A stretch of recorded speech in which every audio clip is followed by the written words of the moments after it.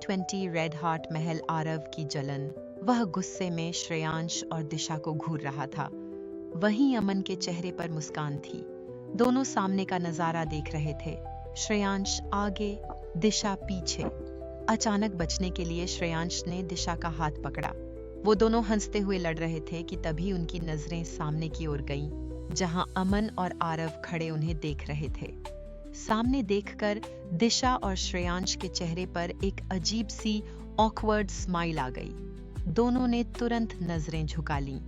उन दोनों ने लड़ना बंद कर दिया और सीधे खड़े हो गए, मानो वहां कोई मार्च चल रही हो। वहीं अमन ने हंसते हुए धीरे से कहा, अरे आप दोनों लड़ क्यों रहे हैं? तभी अचानक जल्दबाजी में श्रेयांश बोला, अरे वो क्या है ना कि। इतना ही कहा था कि दिशा ने गुस्से से अपनी कोहनी श्रेयांश के पेट पर मार दी। श्रेयांश दर्द से पेट पकड़ते हुए दिशा की ओर देखने लगा, जो गुस्से से उसे घूर रही थी। उसकी नजरें देखकर श्रेयांश को समझ आ गया कि वह अब भी क्या बोलने वाला था। हड़बड़ाते हुए श्रेयांश बोला, वो बस ऐसे ही। तभी अमन की नजरें इधर उधर गईं, मानो वह किसी को ढूंढ रहा हो। वह धीरे से दिशा से बोला, अरे वो आपकी दोस्त कहाँ गई? उसकी बात सुन दिशा और श्रेयांश भी इधर उधर देखने लगे, पर रिम दिखाई नहीं दी। तभी दिशा बोली, पता नहीं, वो तो गाड़ी में अपना पर्स लेने गई थी। इस पर अमन के दिमाग की बत्ती जली और वह मन ही मन खुश हो गया। दिशा, श्रेयांश और आरव की तरफ देखते हुए बोली, आप लोग चलिए, मैं उन्हें लेकर आती हूँ। यह सुन आरव ने कुछ नहीं कहा और सबको अनदेखा करते हुए अंदर की तरफ बढ़ गया। वहीं उसके पीछे श्रेयांश और दिशा भी चले गए। उनके जाने के बाद अमन के चेहरे पर मुस्कान फैल गई। वह मुस्कुराते हुए गाड़ी की तरफ बढ़ गया। आरव आगे जा रहा था और दिशा उसके पीछे। वहीं श्रेयांश दोनों के पीछे चल रहा था, क्योंकि उसका पूरा ध्यान उसके फोन पर था। वहीं मंदिर में दाई माँ सामान ठीक कर रही थी। तभी एक नौकर भागते हुए आया और बोला, दाई माँ, सर आ गए। यह सुनकर दाई माँ ने कुछ नहीं कहा, पर वह अभी गहरी सोच में डूबी थी। उन्होंने हल्के से सिर हिलाया और मंदिर से जाने से पहले हाथ जोड़े, आंखें बंद की। फिर वह उस नौकर के साथ वहां से चली गई। वहीं आरव महल के अंदर आया और दिशा उसके पीछे। वे अभी कुछ ही कदम आगे बढ़े थे कि पीछे दरवाजे पर खड़े आरव ने दिशा के पैर देखकर कहा, दिशा, यह तेरे पैर पर रंग कैसा है? उसकी बात सुनकर आरव और दिशा दोनों का ध्यान जमीन पर गया, जहां दिशा के पैरों के निशान थे। आरव की नजर चौखट पर गई, जहां रंग गिरा था। वह धीरे से बोला, यह रंग। इतना ही कहा था कि दाई माँ वहां आ गईं। उन्होंने कहा, आप लोग आ गए। तभी उनकी नजर भी जमीन पर गई। रंग चौखट के सामने गिरा हुआ था और आरव गुस्से में था। वहीं पीछे आ रही दिशा का ध्यान भी जमीन पर चला गया। दाई माँ बोली, यह निशान।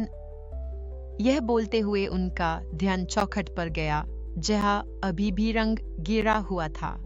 तभी आरव ने दाई माँ की तरफ देखकर कहा, यह रंग।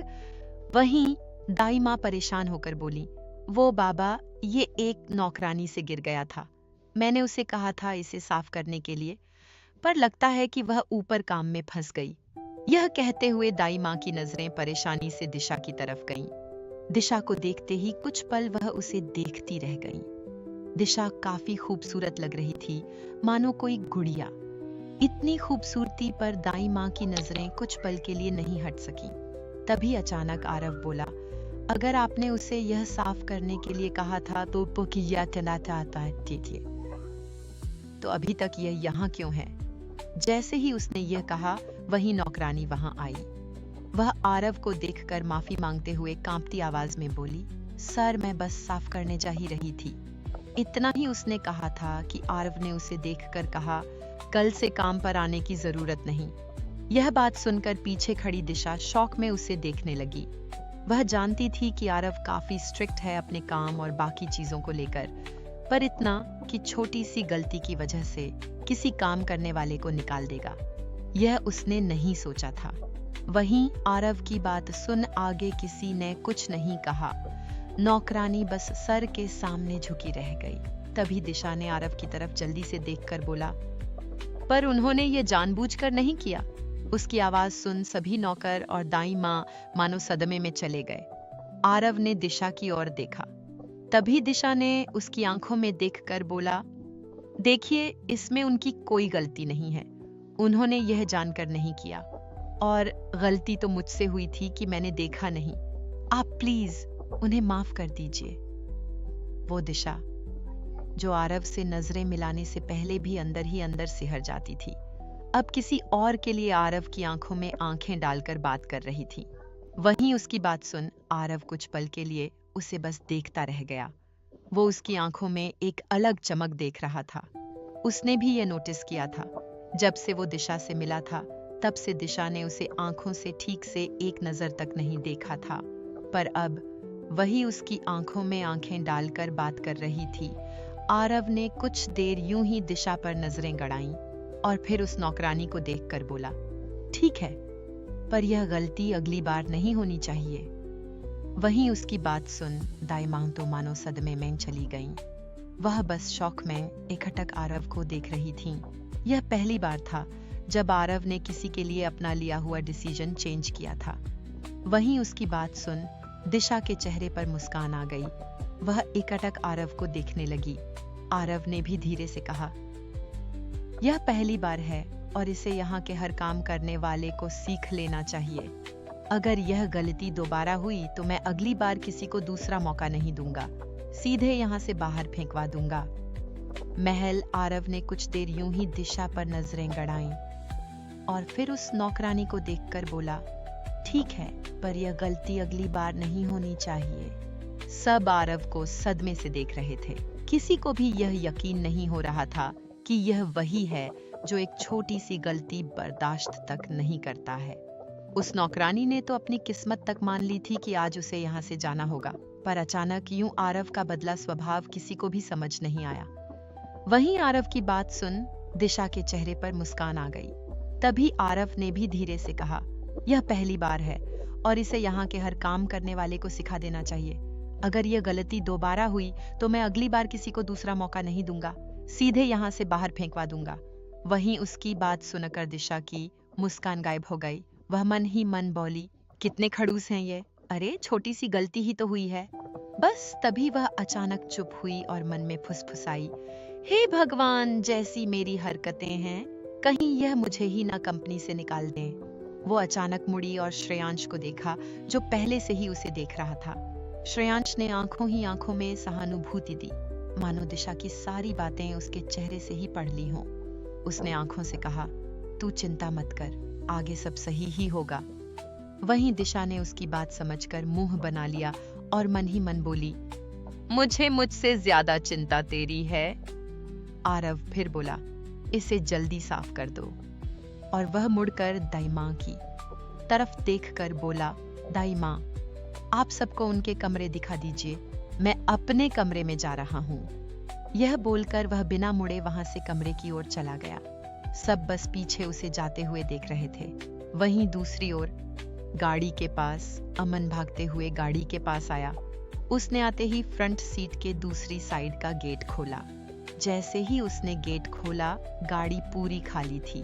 रिम का पर्स अभी भी कार में ही था। उसने पर्स उठाया और वह शॉक में रह गया। मन में बोला, अरे ये कहाँ चली गई? अभी तो यही थी अपना पर्स लेने।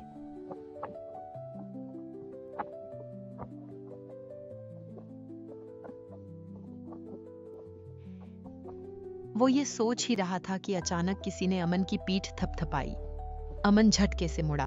उसकी नजर बाहर खड़ी रिम पर गई, जो उसे ही घूर रही थी। रिम हल्के गुस्से में बोली, तुम यहाँ क्या कर रहे हो? वहीं उसे सामने देख अमन संभलते हुए बोला, वो मैं तो आपको ही लेने आया था। आप मिल नहीं रही थी, मुझे लगा किसी मुश्किल में हो, इसीलिए। वो आगे बोल पाता, इससे पहले रिम बोली, इसलिए आप किसी हॉलीवुड हीरो की तरह मुझे बचाने के लिए यहाँ भागे चले आए। हाँ। रिम की बात सुन अमन के चेहरे पर मुस्कान आ गई। वह शर्म करके अपना एक हाथ सिर पर रखकर बाल बिगाड़ते हुए बोला, अरे वो मैं तो बस इतना ही कहा था कि। रिम उसकी हरकत देख एक फेक स्माइल के साथ उसे घूर कर बोली, अब अगर आपका मुझे देख लेना हो गया हो तो यहाँ से हटिए, मुझे अपना पर्स लेकर जाना है। यह सुन अमन अपनी जगह से हट गया। तब रिम कार के अंदर गई और अपना पर्स लेने लगी, किंतु तभी अचानक उसके हाथ से पर्स छूट गया और सीट के नीचे गिर गया। यह देख रिम वह पर्स उठाने के लिए झुकी। तभी उसकी नजर नीचे रखी पानी से भरी बोतल पर गई। वह कुछ पल बस उसे देखती रही। वहीं कार के बाहर खड़ा अमन बोला, वैसे आप कहाँ गई थी? इतना ही उसने कहा था कि तभी रिम गाड़ी से बाहर आई और उसे गुस्से से घूरने लगी। उसके हाथ में एक बोतल थी। वह अमन को देख धीरे से बोली, तुम्हारे पास पहले से ही पानी की बोतल थी तो तुमने मुझे लेने के लिए क्यों भेजा?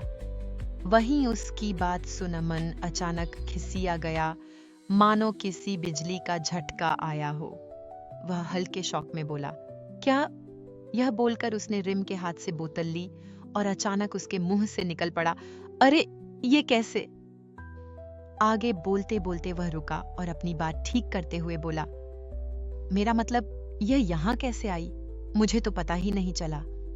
वह अपने चेहरे पर अनजानपन और मासूमियत लेकर रिम को देखने लगा। वहीं रिम, जो उसे खा जाने वाली निगाहों से घूर रही थी, अचानक बोली, पर मुझे सब समझ आ रहा है कि यह सीट के नीचे कैसे पहुंची। यह सुन अमन का चेहरा लटक गया। रिम ने अपना पर्स लिया और वापस जाने लगी। उसे जाते देख अमन उसे रोकते हुए बोला, अरे अरे आप गलत समझ रही हैं। इतना ही कहा था कि अचानक जाते हुए रिम ने अपना पैर अमन के पैर पर दे मारा। जैसे ही उसका पैर अमन के पैर पर पड़ा, अमन दर्द से अपना पैर पकड़कर बोला, आह मेरा पैर। अमन की कराह सुन रिम पलटी। वह उसे देखकर धीरे से प्यार भरी आवाज में बोली, ओह सॉरी, आपको लगी तो नहीं ना? मैंने देखा ही नहीं। अमन मुंह फाड़े उसे देखने लगा, जैसे उसे साफ पता चल गया हो कि रिम ने उसके पैर पर जानबूझकर पैर मारा था। पर फिर भी उसे शक हुआ। वह आगे कुछ बोल पाता, इससे पहले रिम फिर मुड़ी। इतनी तेज पलटी कि उसके खुले बाल अमन के चेहरे पर आ लगे। पर इस बार रिम पलटी नहीं, सीधे अंदर की तरफ चली गई। पीछे खड़ा अमन अपने चेहरे पर हाथ रखे बस उसे जाते हुए देखता रह गया। वह मन ही मन बोला, भगवान, कहीं इन्हें मनाते मनाते मैं आपके पास ही ना आ जाऊं। अरे मैंने तो बस मदद मांगी थी, पर तुम तो मेरा खेल खत्म करने की तैयारी में आ गई हो। यह बोलकर वह अपना चेहरा सहलाने लगा, जिस पर रिम के बाल थप्पड़ की तरह आकर लगे थे। वहीं महल में दाई माँ ने सबको सबके कमरे दिखा दिए थे। रिम, दिशा और श्रेयांश सबके कमरे अलग अलग थे। दिशा अपने कमरे में आई। एक बड़ा सा कमरा, दीवारों पर भारी भरकम पेंटिंग्स, छत से झूमर लटक रहा था। कमरे की खिड़की से दूर बगीचा दिखता था और बाईं ओर एक बड़ी सी बालकनी थी। वो कमरे को देख ही रही थी कि अचानक दरवाजा खटखटाया गया। एक नौकर अंदर आया। उसके हाथों में दिशा का सामान था। वो सिर झुकाकर बोला, थोड़ी देर में खाना लग जाएगा, आप तब तक फ्रेश हो जाइए, दाई माँ ने कहा है। दिशा ने हल्का सा सिर हिलाया। नौकर सामान रखकर वापस चला गया। अब कमरे में सिर्फ सन्नाटा था। दिशा आईने के सामने जाकर खड़ी हो गई। उसने अपने चेहरे को देखा। थकान साफ झलक रही थी। क्या होगा आगे? कैसे शुरू होगा यह नया सफर? और क्या कभी अमन बना पाएगा रिम के दिल में अपने लिए जगह? आगे जानने के लिए पढ़िए सफर तेरे साथ।